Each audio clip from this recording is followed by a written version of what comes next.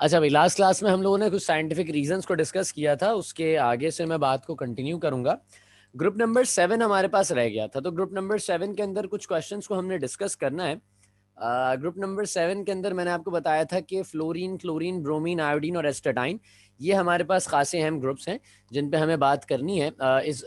इन elements को हम देखना था, लेकिन इन तमाम एलिमेंट्स में सबसे ज़्यादा इम्पॉर्टेंट एलिमेंट जो था वो क्लोरीन का था। और क्लोरीन जो है वो, हम उसकी अगर प्रिपरेशन पर बात करें तो क्लोरीन की प्रिपरेशन दो तरीकों से की जाती है। एक की जाती है नेल्सन सेल से और एक की जाती है कास्नर स्केलर सेल से। अच्छा, जब नेल्सन सेल्स और कास्नर स्केलर सेल से की जाती है तो ये प्रिपरेशंस हम पढ़ चुके हैं, दोनों ऐसी है या नहीं पढ़ी? ये दोनों प्रिपरेशंस पढ़ी हुई है ना हमने, नेल्सन सेल भी जी और सर। कास्नर कैलनर सेल भी, तो ये दोनों तो हम कंप्लीट कर चुके हैं। यानी कि हमें क्लोरीन की जी सर, पढ़ी हुई है। जरूरत नहीं है। So we have to move on towards the reactions. तो रिएक्शंस स्टार्ट करेंगे आज। Reactions of chlorine. Reactions of chlorine से हमने अपनी बात को शुरू करना है कि हमें ये देखना है कि भाई क्लोरीन किन किन हालात में किस किस तरह के रिएक्शंस कर सकता है। सही है, तो चलिए उसकी जानिब हम बढ़ते हैं और क्लोरीन के रिएक्शंस में हम देखते हैं। सबसे पहली जो टाइप हमारे पास आ रही है वो है डायरेक्ट कॉम्बिनेशन विद एलिमेंट्स। अब क्लोरीन चूंकि एक बहुत ही होशियार एलिमेंट है, चूंकि क्लोरीन एक बहुत ही ज़्यादा रिएक्टिव एलिमेंट है, फ़ौरन जो है वो लोगों के साथ मिलना चाहता है, फ़ौरन लोगों के साथ अपने ताल्लुकात जोड़ लेता है। तो यहाँ पर कुछ इसी तरह के रिएक्शंस को हम डिस्कस करेंगे क्लोरीन के। तो हम कह रहे हैं भाई direct combination with the elements. अच्छा,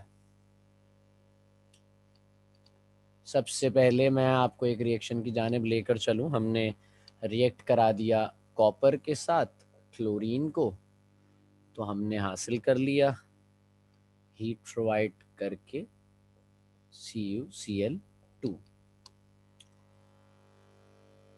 अच्छा, आयरन के अंदर हमने देखा कि भाई आयरन को हमने रिएक्ट कराया क्लोरीन के साथ हीट देकर, तो हमने हासिल कर लिया FeCl2।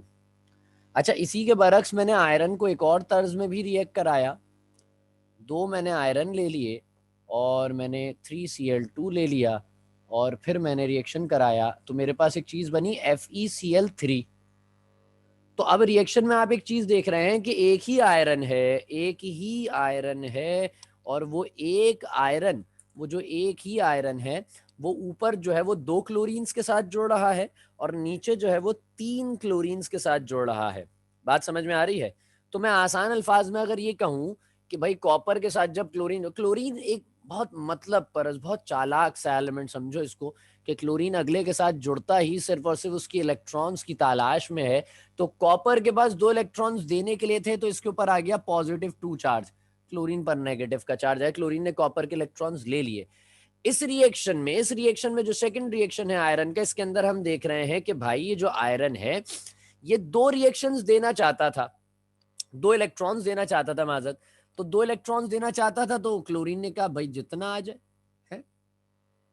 अठ भी मेरी पट भी मेरी, सब कुछ मेरा ही है। तो इसने +2 चार्ज लगवाया आयरन पर और नेगेटिव चार्ज आ गया इस पे। अब आप कहेंगे सर क्लोरीन पे तो आप नेगेटिव चार्ज लगा रहे हैं, ऐसा तो है ही नहीं। क्लोरीन के ऊपर एक नेगेटिव चार्ज लगा रहे हैं, इसका मतलब भाई इलेक्ट्रॉन्स कहाँ जा रहे हैं बाकी के? तो बेटा क्लोरीन कितने लगे हुए हैं? दो। एक क्लोरीन पे एक नेगेटिव चार्ज है, तो दो क्लोरीन पे कितने चार्ज हो गए? दो नेगेटिव चार्ज हो गए। यहां पर इस आयरन ने हीट प्रोवाइड की, जब हमने इसे, डिफरेंट सिनेरियो था, डिफरेंट सिचुएशन थी, यहां पर इस आयरन ने रिएक्शन में अपनी जानिब से 3 इलेक्ट्रॉन्स देने की कोशिश की। भाई आप जितने भी दो, आप जितने भी इलेक्ट्रॉन दो, क्लोरीन तो सब ले लेगा आपसे जितने भी आप प्रोवाइड करेंगे। तो इस पे +3 चार्ज आया, इस पे ये आ गया। अगर मैं कंपाउंड्स की फॉर्मेशन दिखाऊं तो यहाँ पर एक आयरन से 2 क्लोरीन्स जुड़े हुए हैं, यहाँ पर एक आयरन से 3 क्लोरीन्स जुड़े हुए हैं। या आप जानते हैं आयरन जो है वो एक ट्रांजिशन मेटल है, और हम ट्रांजिशन मेटल्स को खूब ही जानते हैं कि जो भी ट्रांजिशन मेटल्स होते हैं वो अपने लास्ट शेल, ट्रांजिशन मेटल्स जो होते हैं वो अपने वैलेंस शेल के इलेक्ट्रॉन्स की जो तादाद होती है उसमें खासा डिफरेंस रख रहे होते हैं। यानी कि तादाद से डिफरेंस से मुराद मैं बताऊं कि उनकी ऑक्सीडेशन स्टेट जो होती है वो डिफरेंट होती है। यानी कि कोई पॉजिटिव 2 चार्ज ले आता है, पॉजिटिव 3 चार्ज ले आता है, इस तरह से अलग अलग वेरियस हमारे पास जो है वो वेरिएबल स्टेट्स पाई जाती हैं उनके अंदर। खैर,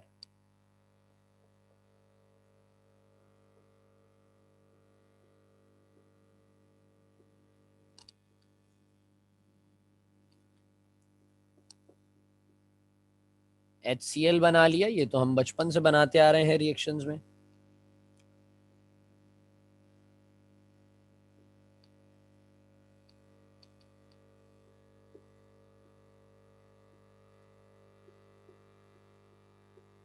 SCl2 बना लिया, और क्या है भाई, सोडियम के साथ भी मिला ही देते हैं, पहले नाइट्रोजन का लिख लेते हैं।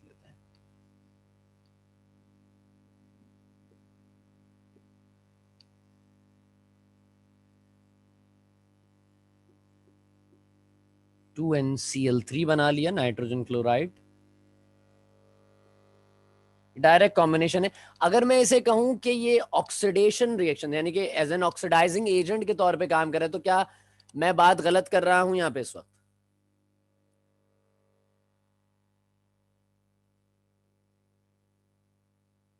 सर ये अगर मैं, इलेक्ट्रॉन गेन कर रहा है ना, हाँ, हर तो सिचुएशन में ऑक्सीडेशन ही हुई। ये बेसिकली क्लोरीन क्या कर रहा है, क्लोरीन इटसेल्फ तो रिड्यूस हो रहा है, सामने वाले को ऑक्सीडाइज करा रहा है, खुद तो रिड्यूस हो रहा है, सामने वाले को ऑक्सीडाइज करा रहा है। तो एज एन ऑक्सीडाइजिंग एजेंट हमारे पास ये इस वक्त काम कर रहा है, तो हम इसको एज एन ऑक्सीडाइजिंग एजेंट भी देख रहे हैं। तो ये आ गया फॉस्फोरस और ये आ गया 3Cl2, और रिएक्शन में 2PCl3, फॉस्फोरस क्लोराइड बन गया।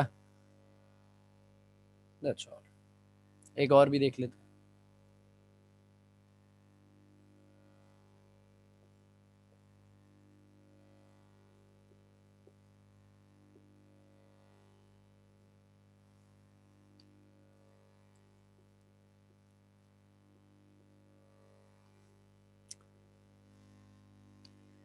ये सारे क्लोरीन के कंपाउंड्स हैं, और इन तमाम रिएक्शंस में क्लोरीन जो है वो सामने वाले के साथ बॉन्ड बना रहा है, और बॉन्ड बनाने के बाद उसके इलेक्ट्रॉन्स हासिल कर रहा है।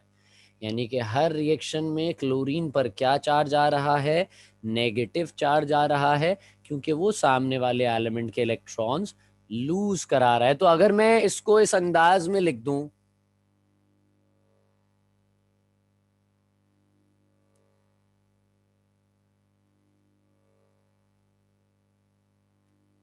तो मेरे ख्याल में आप में से किसी को कोई शिकायत तो नहीं है इस बात से, कोई मसला तो नहीं है किसी को इस बात से, एज एन ऑक्सीडाइजिंग एजेंट अगर हमारे पास क्लोरीन काम कर रहा है।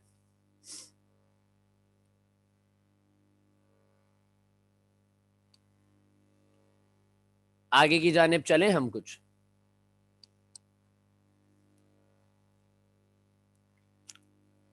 ये हीट सब में कॉपी कर लेना, लिख लेना।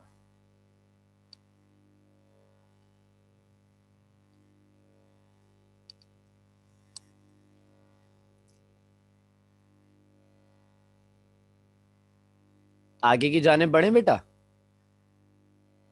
जी सर। चलो इसे रब कर देते जी हैं। सर। अब हम डायरेक्ट कॉम्बिनेशन के बाद हम second type of the reactions की जानिब चलते हैं। बस आज इसके रिएक्शंस को कंप्लीट करते हैं। कोशिश करूंगा कि क्लास एंड होने से पहले इसके रिएक्शंस ख़त्म हो जाएं, ताकि हम एल्यूमिनियम का इंट्रोडक्शन पढ़ लें, और फिर हम जो है वो एल्यूमिनियम की एक्सट्रैक्शन भी पढ़ लेंगे जल्दी से।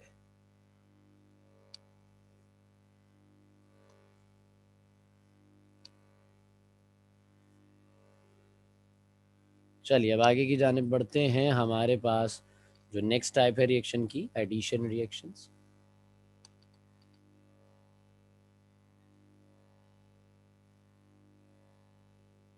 एडिशन रिएक्शंस मतलब क्या हो रहा होगा रिएक्शन में, कोई बता सकता है मुझे जरा?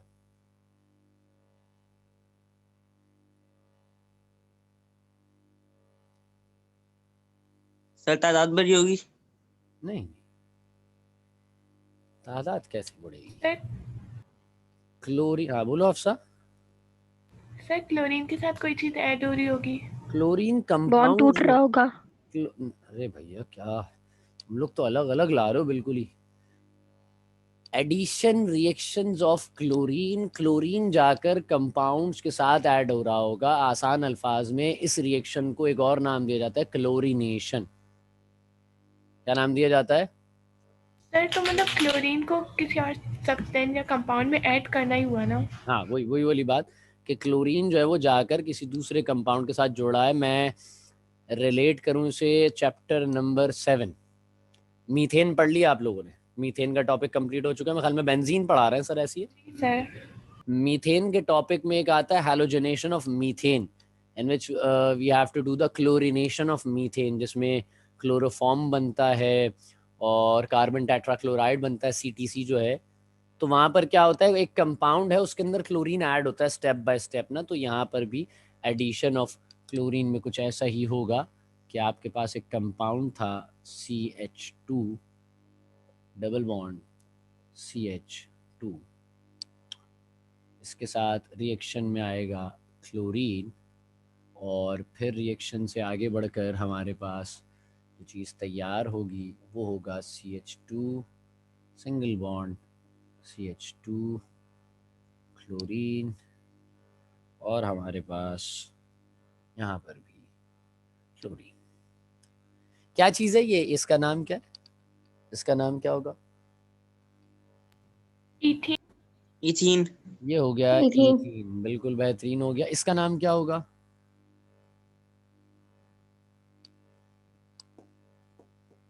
डाइक्लोरोइथेन। क्या बात है।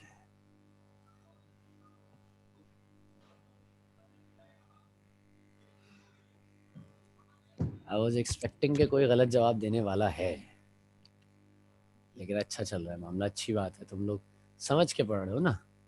अच्छा ये डायक्लोरो से पहले कुछ लगेगा वगेगा नहीं?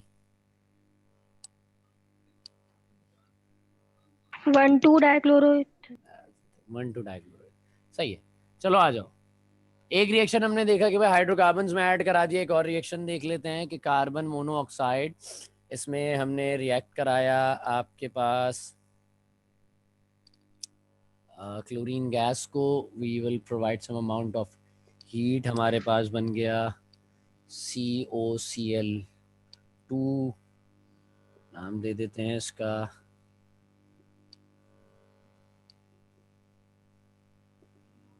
Carbonyl chloride.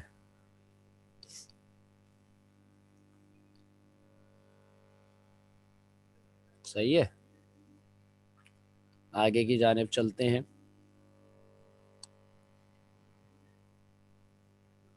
एक नाम और लिख लो इसका, टीयर गैस, फॉस्फेजन गैस, या फिर टीयर गैस भी इसी को कहते हैं। टीयर गैस का ही दूसरा नाम फॉस्फेजन गैस होता है। तो ये वही सब्सटेंस है जो आंसू गैस कहते हैं। आप लोग अपने वालिदैन से सुनते होंगे 92 में कराची में बड़े बुरे हालात थे, तो उस वक्तों में या फिर जब भी कभी ऐसा होता है कि बहुत ज़्यादा मुश्तिल हो जाती है आवाम, तो उस मुश्तिल आवाम को रोकने के लिए आंसुओं से दो चार किया जाता है, और उन आंसुओं को लाने के लिए इस आंसू गैस का इस्तेमाल किया जाता है। मैं यहाँ तक बात समझ में आ गई आपको?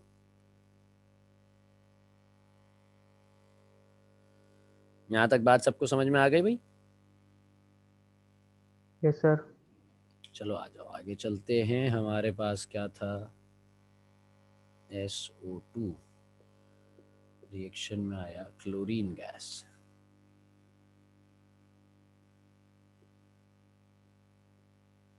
SOCl2 हमारे पास बनकर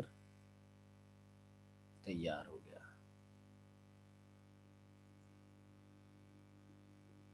ऑक्सीजन गैस यहाँ से रिलीज हो गई and we have provided some amount of heat.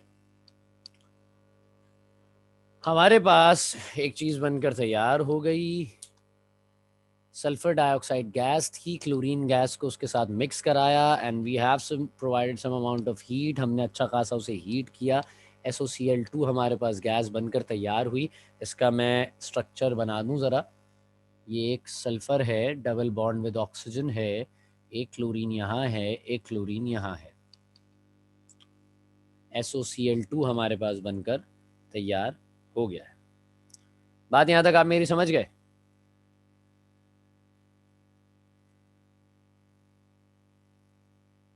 Ji sir. Copy down कर लो इसे, मैं तीसरी चीज़ की जानिब चल पड़ूँ।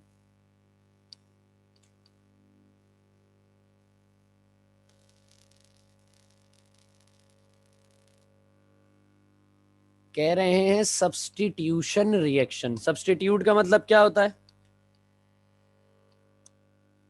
किसी की जगह लेना, रिप्लेस करना।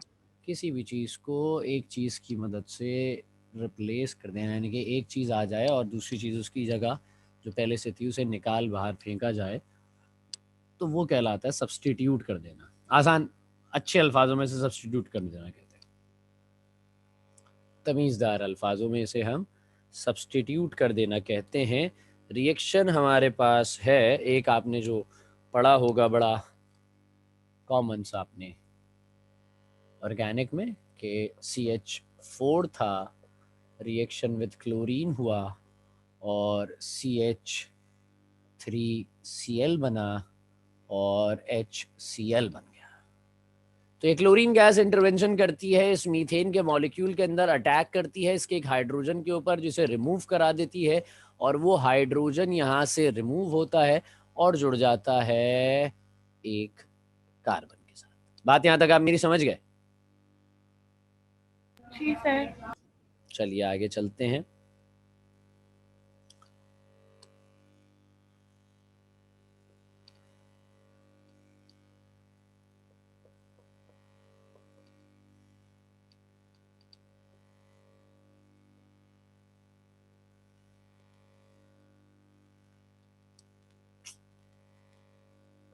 अल्ट्रा वायलेट कर लो यार इसको।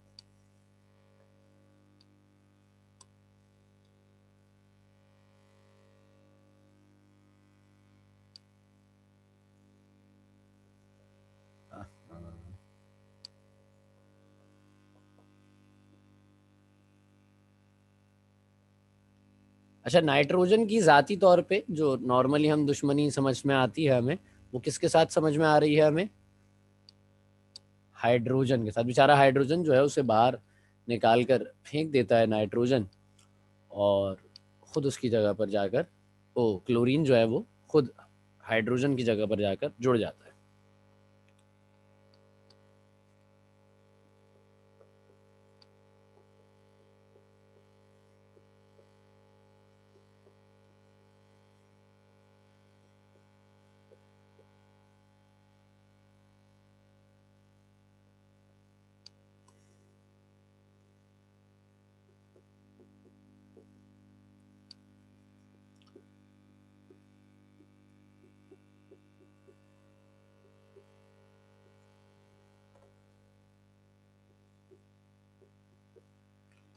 ये कुछ सब्स्टिट्यूशन रिएक्शंस हैं जिन्हें हम देख रहे हैं अपने पास कि यार एक चीज़ पहले से मौजूद थी, उसे निकाल बाहर किया क्लोरीन ने और उसकी जगह पर जाकर अटैच हो गई खुद।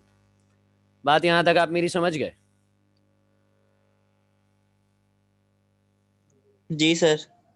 अच्छा, अब एक बड़ा फिनोमेना सा आने जा रहा है, तो उस फिनोमेना की जानिब हम चलेंगे। यहाँ तक सबने कॉपी कर लिया?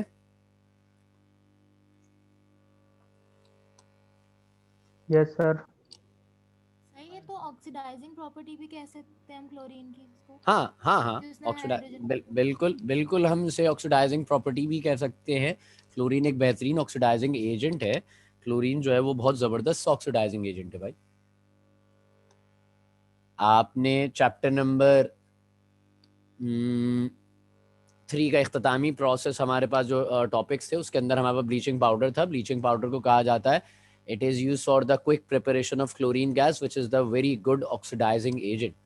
बहुत बेहतरीन ऑक्सीडाइजिंग एजेंट होता है, ये चीज़ों में से हाइड्रोजन को निकाल बाहर फेंकता है, चीज़ों से इलेक्ट्रॉन छीन लेता है, चीज़ों का इलेक्ट्रॉन लेता है। जब किसी का इलेक्ट्रॉन छीन लिया तो अगले का इलेक्ट्रॉन जिसका छीना है उसने इलेक्ट्रॉन लूज कर दिया तो वो ऑक्सीडाइज हो गया, आप रिड्यूस हो गए। सिंपल कहानी। तो दो ही तरीके हैं, आपको इलेक्ट्रॉन देना है दे दो, नहीं दोगे हम छीन लेंगे। क्लोरीन का ताल्लुक कुछ ऐसा है, समझ रहे हैं बात को आप मेरी? तो क्लोरीन का मामला जो है वो कुछ ऐसा है, क्योंकि इस बेचारे गरीब की जो इलेक्ट्रोनेगेटिविटी है ना वो बहुत ज़्यादा है, इसकी जो इलेक्ट्रोनेगेटिविटी है वो खासी ज़्यादा है। सबसे ज़्यादा इलेक्ट्रोनेगेटिव एलिमेंट कौन सा है पूरे पीरियोडिक टेबल में हमारे पास, जो हमने एक रेंज सेट की हुई है उसके हिसाब से? फ्लोरीन। फ्लोरीन है, दैट्स गुड। फ्लोरीन हमारे पास है सबसे ज़्यादा इलेक्ट्रोनेगेटिव एलिमेंट्स में। चलो एक रिएक्शन है, इसका नाम है भाई ऑटो रेडॉक्स रिएक्शन। अच्छा, इधर ऑटो रेडॉक्स रिएक्शन में जाने से पहले मैं आपको एक चीज समझाऊं। दो तरह के मामलात होते हैं अक्सर केमिकल सब्सटेंसेस के दरमियान, दो तरह के मामलात होते हैं। मैं अपार्ट फ्रॉम दिस थिंग आपको एक चीज़ अलहदगी से समझा रहा हूँ, फिर हम क्लोरीन के ऊपर आएंगे, क्लोरीन को ऑटो रेडॉक्स में देखेंगे हम। मैं आपको एक चीज़ समझा रहा हूँ जो आपके ऑर्गेनिक में भी खासी काम आएगी और हमारे पास यहाँ पे भी अच्छी खासी काम आती है। रिएक्शंस के मैकेनिज्म्स को समझने में बड़ी मज़ेदार चीज़ है और ये खासी काम आती है। एक चीज़ होती है हेट्रोलाइसिस और एक चीज़ होती है होमोलाइसिस, यानी कि हेट्रोलिसिस और होमोलिसिस, ये दो तरह के हमारे पास क्लेवेज बनते हैं।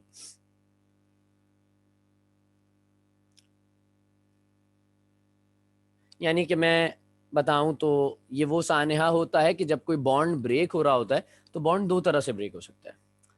If it is a covalent bond, मैं यहाँ पर कोवेलेंट बॉन्ड की खासकर बात कर रहा हूँ। आयनिक तो है ही एक जनरल फिनोमेना ना भाई, जिसने इलेक्ट्रॉन दे दिया वो गरीब हो गया, उसका इलेक्ट्रॉन चला गया, आप जाओ। जिसने इलेक्ट्रॉन गेन कर लिया उसने इलेक्ट्रॉन ले लिया, भाई हम अलग जाएंगे। ये एक सिचुएशन डिफरेंट है। लेकिन मिसाल मैं आपको दूं, मिसाल के तौर पर दो कंपाउंड्स थे, एक कंपाउंड था एक एलिमेंट था ए, उसने अपने एक इलेक्ट्रॉन दिया हुआ था, एक एलिमेंट था बी, उसने अपने एक इलेक्ट्रॉन दिया हुआ था। ये एक पेयर था जो इनके दरमियान में शेयर हुआ हुआ था। अब ये बॉन्ड ब्रेक होता है, ये बॉन्ड ब्रेक होता है। देखो होमो और हेटेरो से याद रखना, होमो और हेटेरो, होमो मतलब क्या होता है सेम, होमो मतलब क्या होता है सेम। यहाँ पे फ्रेगमेंट्स बनेंगे आपके पास दो, जब बॉन्ड ब्रेक होता है तो दो पार्ट्स में टूटता है, दो हिस्सों में टूटेगा ये बॉन्ड, कोवेलेंट बॉन्ड जब टूटेगा। अच्छा, अब मैं इसको इस तरफ लिख देता हूँ ताकि होमोलिसिस और हेट्रोलिसिस आपको अच्छे से समझ में आ जाए। ए ने एक इलेक्ट्रॉन दिया, बी ने एक इलेक्ट्रॉन दिया। अगर ये सिचुएशन होमोलिसिस के आगे होमोलिसिस प्रोसीड करेगा, होमोलिसिस रिएक्शन या होमोलिसिस क्लीवेज बनेगा, तो इसमें होगा क्या कि ये जो ए था, ये ए अपना इलेक्ट्रॉन लेके साथ हो जाएगा, भाई मैं आपके साथ काम नहीं कर रहा इधर, ये हमारी जो शराकतदारी थी वो इख्तिताम पजीर हुई। बी अपना इलेक्ट्रॉन लेके असाइड हो जाएगा कि नहीं भाई मैं भी आपके साथ नहीं जुड़ सकता, अब आपके मसाइल और हमारे और आपके रास्ते जो है बिल्कुल अलहदा हो चुके हैं, तो हम दोनों अलग अलग हैं। ये होता है होमोलिसिस में, जब बॉन्ड ब्रेक हो और बॉन्ड ब्रेक होने की सूरत में दोनों एटम्स अपने अपने गिवन इलेक्ट्रॉन्स जो हैं वो एक एक इलेक्ट्रॉन, बॉन्ड कम से कम दो इलेक्ट्रॉन से बनता है ना, तो दोनों अपने अपने इलेक्ट्रॉन्स लेकर अलहदा हो जाए, इसे कहते हैं होमोलिसिस। हेट्रोलिसिस किसे कहते हैं कि यही बॉन्ड टूटेगा, यही बॉन्ड टूटेगा, लेकिन अब इसके अंदर एक सिचुएशन ये हो सकती है कि भाई ए गरीब हो गया, किसी ने इलेक्ट्रॉन उसका छीन लिया, और किसी ने क्या, वही शख्स जो उसके साथ था उसने दोनों इलेक्ट्रॉन्स ले लिए। तो जिसका इलेक्ट्रॉन छीन लिया गया उस पर आ गया पॉजिटिव चार्ज, जिसने इलेक्ट्रॉन छीन लिया उस पर आ गया नेगेटिव, यानी कि जिसने लूज किया उस पर पॉजिटिव है, जिसने गेन किया उस पर नेगेटिव। एक सिचुएशन ये होती है, हेट्रोलिसिस में दो सिचुएशन हो सकती हैं, दो पार्टिसिपेंट्स है ना, दोनों का पलड़ा हम भारी कर कर दिखाएंगे एक एक वक्त में। हो सकता है ए के पास दोनों इलेक्ट्रॉन्स आ जाएं तो इस पर आ जाए नेगेटिव चार्ज, और बी के पास कुछ भी नहीं आए तो इस पर आ जाए पॉजिटिव चार्ज। बात आपको मेरी समझ में आई मैं क्या बताना चाह रहा हूं? सर होमोलिसिस में तो जो जिनके बीच बॉन्ड बन रहा होगा वो तो सेम होंगे ना? मैं समझा नहीं बात को। मतलब जिन एलिमेंट्स के बीच में बॉन्ड बन रहा है, जैसे हाइड्रोजन गैस है उसके बीच बॉन्ड बन रहा है, तो वो दोनों सेम है, तो इसी वजह से वो इलेक्ट्रॉन लेके चले जाएंगे।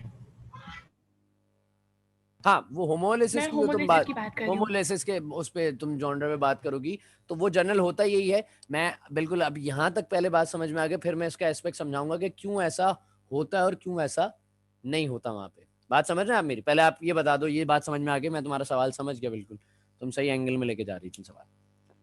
आप ये बात समझ गए कि भाई होमोलिसिस मतलब अपने अपने इलेक्ट्रॉन्स लेके अलग है, हेट्रोलिसिस ये मतलब तो फिर इलेक्ट्रोनेगेटिविटी वाला ही हो जाएगा ना। मतलब मैं गरीब आदमी बीबी, मैं गरीब आदमी, मैं पढ़ा लूं, तुम बता रही हो। मैंने तो सिर्फ अभी सिर्फ इतना बताया कि भाई ये है the major concept in this that कि हमारे पास बॉन्ड कोवलेंट होना चाहिए सबसे पहली चीज। और कोवलेंट बॉन्ड बनने की शर्त क्या होती है? कोवलेंट बॉन्ड बनने की शर्त ये होती है कि इलेक्ट्रोनेगेटिविटीज का डिफरेंस बहुत ही minimum nearly to zero, except अगर बिल्कुल जीरो है तो it's a good covalent bond ना। लाजमी बात है जीरो तभी होता है कि जब दो एटम्स सेम होते हैं, जब दो एटम्स हमारे कैसे होते हैं, बिल्कुल सेम होते हैं, तभी हमारे पास जो है वो इलेक्ट्रोनेगेटिविटीज का डिफरेंस जीरो आता है। और अगर जीरो से थोड़ा सा ऊपर है तो वो कोवलेंट बॉन्ड में शुमार होता है, लेकिन अगर डिफरेंस बहुत ज्यादा हो जाए इलेक्ट्रोनेगेटिविटीज का तो वो कोवलेंट में शुमार नहीं होते, फिर आगे जाने के बाद पार्शियली आयनिक बनते हैं। खैर, होमोलिसिस तब होगा जब दोनों एटम्स बराबरी की शराकत दारी अपनी अपनी वापस लेकर चले जाएंगे, और ये तब बिल्कुल दरमियान में, मतलब ऐसा होता है ना, आप फॉर एग्जाम्पल आप हैं सही, मैं हूं सही, मैं घर में बड़ा हूं, फॉर एग्जाम्पल मैं घर में सबसे छोटा हूं, खैर अपने, मैं घर में बड़ा हूं और मेरा कोई छोटा बहन भाई है, मुझे हम दोनों को एक चीज मिलती है कि यार ये तुम दोनों की आधी आधी है, शेयर करनी है, और अब उस शेयरिंग के दरमियान जो है वो मेरा दिल बदल जाता है, नहीं, जो एक ईविल एस्पेक्ट जागता है इंसान का, वो हमारा जाग गया, हमने बोला हमें पूरी चीज खानी है। तो अगर मेरा दिल कर रहा है मुझे पूरी खानी है तो मैं खा सकता हूँ ना, छोटा मुझसे बहस कर सकता है, बताओ, छोटा मुझसे छीन सकता है या मैं छीन के पूरी खा लूंगा? खा लेंगे। इसमें फैक्टर कहाँ आया? हमारी ताकत का फैक्टर आया। हमारी ताकत का एक फैक्टर है सबसे बड़ा ना, कि आप में से जो ज्यादा ताकतवर है वो अगले की चीज छीन लेगा। लेकिन अगर मैं होता और मेरे ही बराबर मेरा कोई कजन या कोई मेरे जुड़वा भाई होता, कोई दूसरा फॉर एग्जाम्पल कुछ होता बराबर के जो उम्र वाले होते या बराबर की ताकत वाले, तो और कहा जाता कि यार ये दो चीजें आपके दरमियान में है, तो अब आप छीन कर नहीं खा सकते थे, क्योंकि अब आप बराबर हैं। या तो आप अपना अपना हिस्सा ले लीजिए, सिंपल फिनोमेना यही होगा, बराबरी बिल्कुल रहेगी। तो यहाँ होमोलिसिस उन एटम्स के दरमियान में होता है जो सेम होते हैं, होमोलिसिस उन एटम्स के दरमियान में होता है जो क्या होते हैं, सेम होते हैं। हेट्रोलिसिस कहाँ होता है? हेट्रोलिसिस वहां होता है जब दोनों एटम्स अलग अलग होते हैं, उनकी इलेक्ट्रोनेगेटिविटीज अलग होती हैं। अच्छा, इलेक्ट्रॉन जाएंगे किसके पास? जिसकी इलेक्ट्रोनेगेटिविटी ज्यादा है, जिसकी इलेक्ट्रोनेगेटिविटी ज्यादा होती है, इलेक्ट्रॉन उसके पास जाएंगे। बात यहां तक आप मेरी समझ रहे हैं? तो ये दो तरह की बॉन्ड ब्रेकिंग्स होती हैं, दो तरह की बॉन्ड ब्रेकिंग्स हमारे पास बॉन्ड क्लीवेज बनते हैं। बात समझ रहे हैं आप मेरी यहां तक? कोई सवाल है किसी का? इलेक्ट्रॉन्स लेकर कौन जाएगा ये डिपेंड करता है इलेक्ट्रोनेगेटिविटी के ऊपर। इलेक्ट्रॉन लेकर कौन जाएगा ये डिपेंड करेगा इलेक्ट्रोनेगेटिविटी पे। अगर बराबरी की शराकत दारी टूटेगी और ऐसे टूटी कि दोनों ने बराबर बराबर के हिस्से ले लिए, तो इसका मतलब दोनों की इलेक्ट्रोनेगेटिविटीज बैलेंस थी। दोनों की इलेक्ट्रोनेगेटिविटीज कैसी थी? बैलेंस थी। बात यहां तक आप मेरी समझ गए सारे?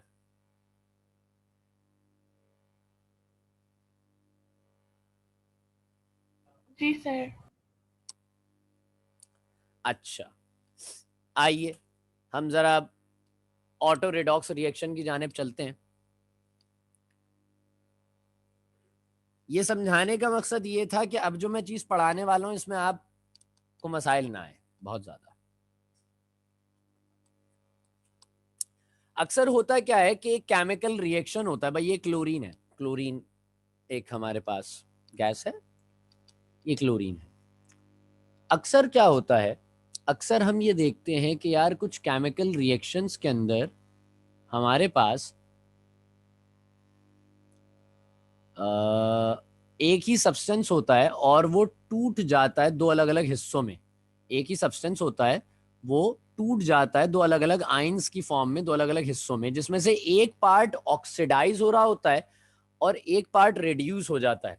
एक पार्ट ऑक्सीडाइज हो रहा होता है और एक पार्ट जो है वो रिड्यूस हो जाता है। नहीं समझे आप मेरी बात?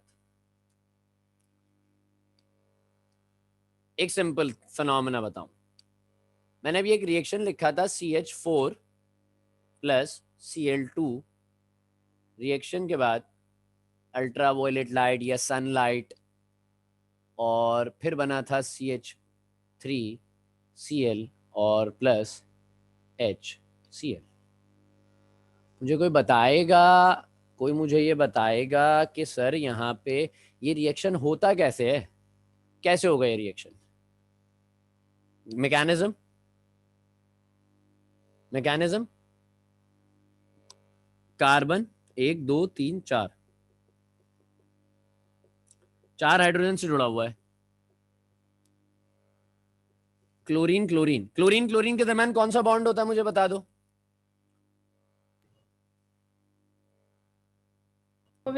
कोवेलेंट बॉन्ड है। सब खुशहाल जिंदगी गुजार रहे हैं, ये अपना पेयर कंप्लीट लेके बैठा है, ये कंप्लीट है, ये कंप्लीट है, ये कंप्लीट है, ये बेचारा सबके पास ये कंप्लीट है, इनका भी पेयर कंप्लीट है, सब खुशहाल जिंदगी गुजार रहे हैं। फिर ऐसा क्या हुआ जिसकी वजह से ये रिएक्शन हुआ, इसमें से एक हाइड्रोजन निकल गया और एक क्लोरीन वहां पर जुड़ गया। क्या कोई बताएगा मुझे ऐसा क्या हुआ? ये तो दोनों सेम एटम्स हैं।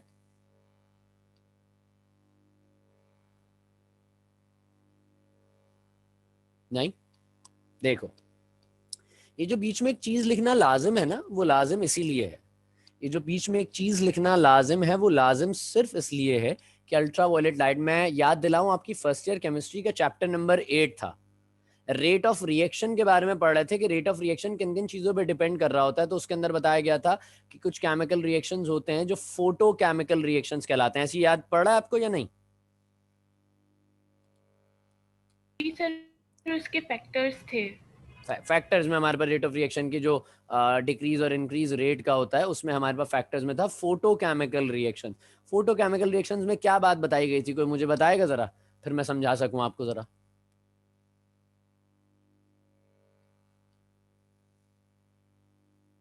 क्या है फोटोकेमिकल रिएक्शंस?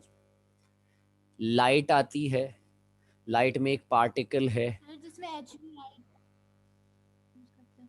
हाँ लाइट आती है, लाइट में एक पार्टिकल होता है, पार्टिकल क्या होता है, फोटोन होता है बेसिकली, या पैकेट ऑफ एनर्जी होता है। वो पैकेट ऑफ एनर्जी आकर उस सब्सटेंस के ऊपर एब्जॉर्ब होता है, वो सब्सटेंस जिस पर एब्जॉर्ब हो रहा होता है उसकी एब्जॉर्प्शन के अंदर आपके पास क्या होता है काम, कि वो सब्सटेंस के एटम के अंदर वो एनर्जी एब्जॉर्ब हो रही थी, उसके इलेक्ट्रॉन्स, उसका एटम बेसिकली एक्साइट होता जा रहा होता है, एटम एक्साइट होता जा रहा होता है, एक्साइटेड स्टेट में आता जा रहा होता है। और एक्साइटेड स्टेट के अंदर जब एटम आता है तो क्या होता है, कोई बताएगा?